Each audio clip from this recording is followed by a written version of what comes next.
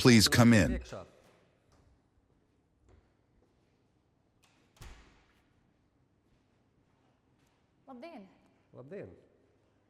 How are you doing? Thank you, I am fine. What about you? Doctor, I'm really concerned about one of my students, Paula. It seems like she's struggling with social interactions. She finds it difficult to make friends, communicate effectively, or work in groups. I understand. These social skills deficits can indeed lead to feelings of isolation and hinder academic performance. It's important that we address this early on. What can we do to help her? Well, school psychologists like myself conduct social skills training programs to teach students essential interpersonal skills, such as active listening, empathy, and conflict resolution. By fostering a supportive environment, we can help Paula build meaningful relationships and enhance her social competence. That sounds promising. Could you explain some of the strategies we might use? Certainly. One effective strategy for promoting active listening among pupils is through dedicated activities and structured programs. For instance, we can incorporate role-playing exercises where students practice responding to their peers with attention and empathy. Role-playing exercises sound engaging. Are there other methods we can use? Yes. Group discussions and peer-led projects are also valuable. They encourage students to engage deeply with one another's ideas and perspectives. Additionally, some schools implement mindfulness and reflective listening exercises, helping students become more aware of their listening habits and improve their ability to focus on the speaker. I see. What about the role of teachers in promoting active listening? Teachers can model active listening by demonstrating how to attentively respond to students' contributions in a respectful and thoughtful manner.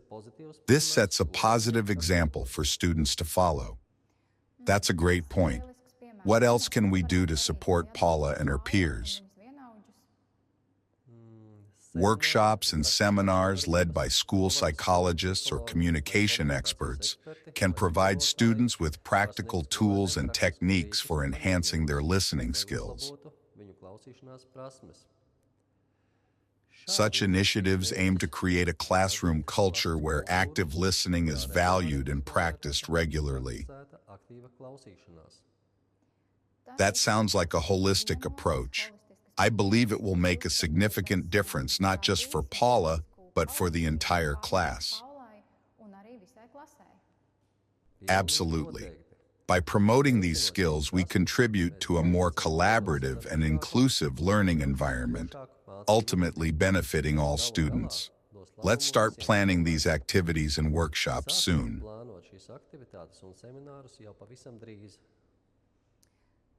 I'm on board. Thank you, Doctor, for your guidance and support. You're welcome. Together, we'll help Paula and her classmates thrive socially and academically.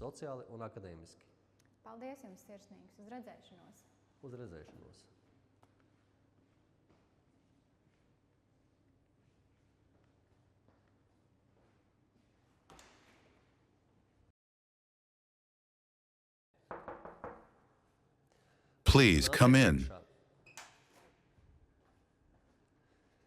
I received your request to meet. Good morning, Doctor. Thank you for meeting with me today. I hope you will help me. How can I assist you? It's about one of my students, Paula.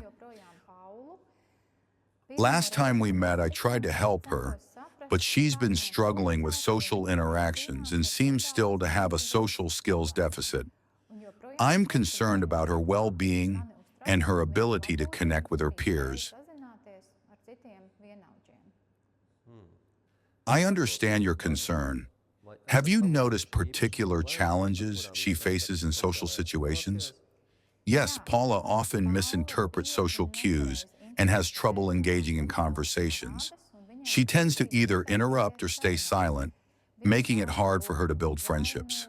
Tāda, kas pārtrauc sarunu vai arī pārāk ilgi klusē, tādējādi apgrūtinot jaunu draudzību veidošanos vienaudžu starpā. It sounds like Paula could benefit from some targeted interventions. One effective method is using reflective listening exercises. These exercises can help her become more aware of how she communicates and improve her ability to listen actively. Reflective listening, how does that work? Reflective listening involves teaching students to listen carefully to what others are saying and then reflect back what they've heard in their own words. This not only shows that they are paying attention, but also helps them process and understand the speaker's message. That sounds promising. How can we implement this in the classroom? We can start by incorporating structured reflective listening activities. For instance, you can pair students up and have them take turns sharing something about their day while the other student listens and reflects back what they heard. So, if Paula's partner says, "I played soccer during weekend," Paula should respond with, "You played soccer during weekend. How was it?" Exactly. This practice not only helps Paula understand her peers better, but also encourages her to think about how to respond appropriately. Over time, it will enhance her social interactions and make her more confident in engaging with others. Tell me more about reflective listening exercises. These exercises are designed to help students become more attentive listeners, enhance their understanding of others' perspectives, and respond thoughtfully. Implementing reflective listening exercises in schools can significantly improve students' social skills and contribute to creating a more inclusive and collaborative learning environment. One exercise is paraphrasing practice. Pair students and have them take turns sharing a personal story or experience. The listener's task is to paraphrase what the speaker has said, confirming their understanding. This exercise helps students improve their ability to summarize and reflect back information accurately. Clear? Anything else? Yes, are there more activities? Emotion identification. In this activity, students listen to a story or scenario and identify the emotions expressed by the speaker. They then reflect these emotions back to the speaker, showing that they understand not just the words but the feelings behind them.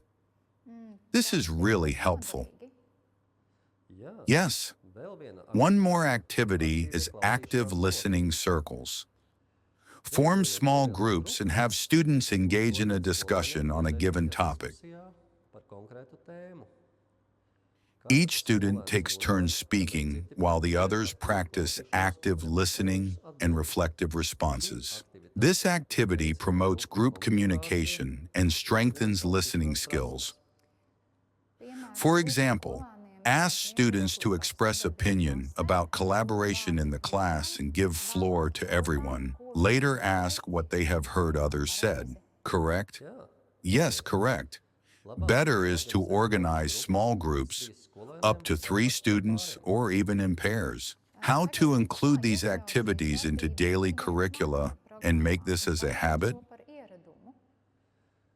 The one more activity I suggest is reflective journals.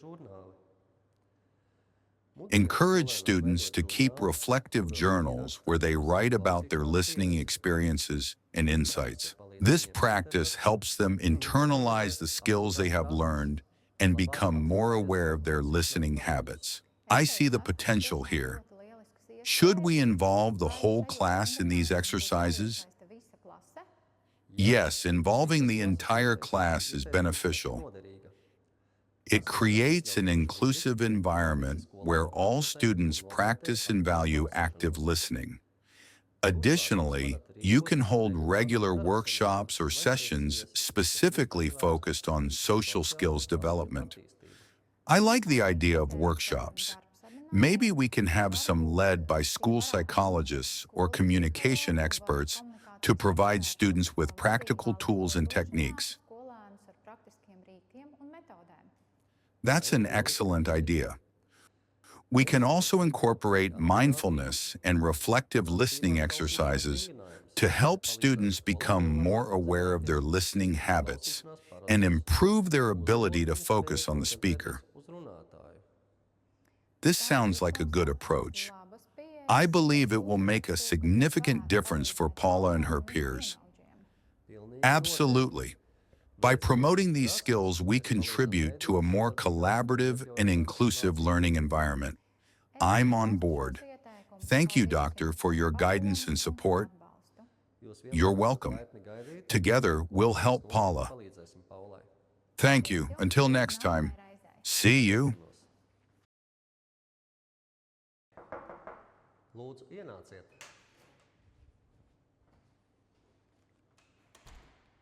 Labdien! Labdien! Good afternoon, Doctor. How are you? As always, a lot of work with students. Ar skolēniem. I'm excited to discuss the results of our reflective listening activities with Paula and her peers. Aktīvās klausīšanas rezultātiem. Good afternoon. Yes, I'm looking forward to reviewing the progress and planning our next steps. Over the past few weeks, Paula has shown remarkable improvement in her social skills. She's more engaged during class discussions and interacts more confidently with her classmates. Iedarbojoties ar saviem klases biedriem. That's wonderful to hear. Paula. The regular workshops focused on social skills development and the mindfulness and reflective listening exercises seem to have had a positive impact. Mindfulness practices can enhance reflective listening by helping students remain focused and aware of their listening habits. Palīdzot skolēniem saglabāt koncentrēšanos un apzināties savus klausīšanās paradumus. Incorporate mindfulness exercises into daily routines, such as deep breathing, meditation, and mindful listening activities. Klausīšanās aktivitātēs. Absolutely. Paula's ability to focus on the speaker and respond thoughtfully has significantly improved.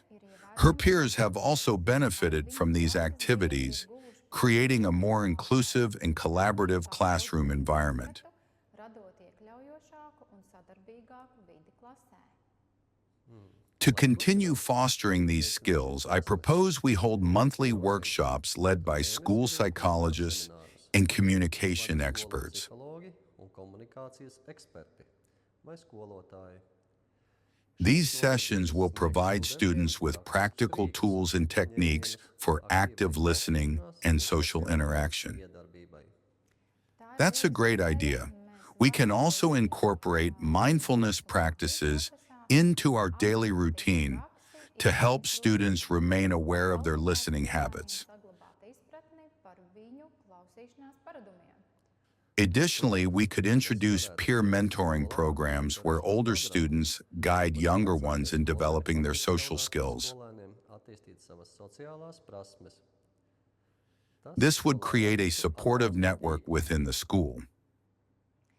Please tell me more about practical steps for mentoring program. Praktiskie soļi to ieviest skolas ikdienā. To introduce peer mentoring programs effectively, we can begin by selecting older students who demonstrate strong social skills and a willingness to help their younger peers. Jaunākajiem vienaudžiem. These mentors can undergo training sessions where they learn techniques for effective communication, empathy, and leadership. Metodes. Once trained, mentors can be paired with younger students possibly through an initial orientation or meet and greet event. This pairing can be based on shared interests or areas where younger students need particular support.